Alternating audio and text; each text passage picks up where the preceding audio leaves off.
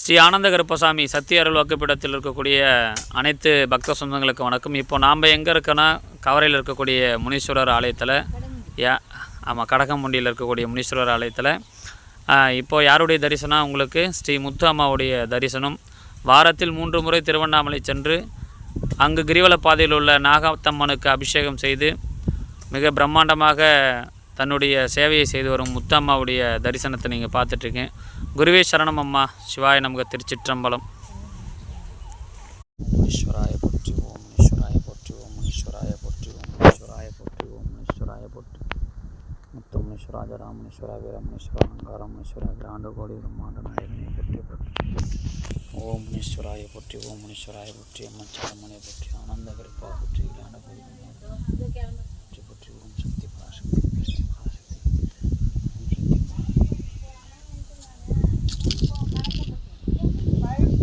நீங்கள் அமர்ந்திருக்கக்கூடிய இந்த பிரம்மாண்டமான ஒரு ஆலயம், வாழ்முனீஸ்வரர் இருக்கார், அம்மாச்சாரம்மா இருக்காங்க, கன்னி தெய்வம் இருக்குது.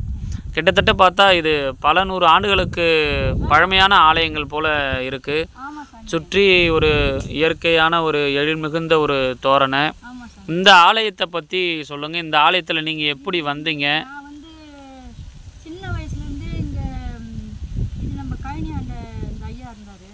சரிங்கம்மா, சொல்லுங்கம்மா சொல்லுங்கம்மா. சரிங்கம்மா. சின்ன வயசுல வந்து நான் கழனிக்கு வர போவேன்.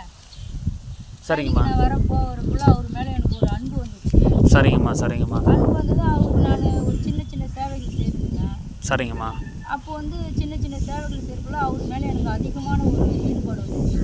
சரிங்கம்மா. வாழ்க்கையே தேவையில்லை, இதுவே நமக்கு போதும், ஒரு தவறு நமக்கு வாழ்க்கை தேவையில்லை, அதுக்காக நான் இதுக்கே நான் அடிமையாக நான் சேவையாக இருக்கிறேன். சந்தோஷம் சந்தோஷம்மா. ஆனால் அவர் விட்டு என்னால் பிரிஞ்சு எங்கேயுமே போக முடியாது. போனாலும் காலையில் போனாலும் சாயந்தரம் எவ்வளோ நேரம் வந்தாலும் வந்துடுவோம்.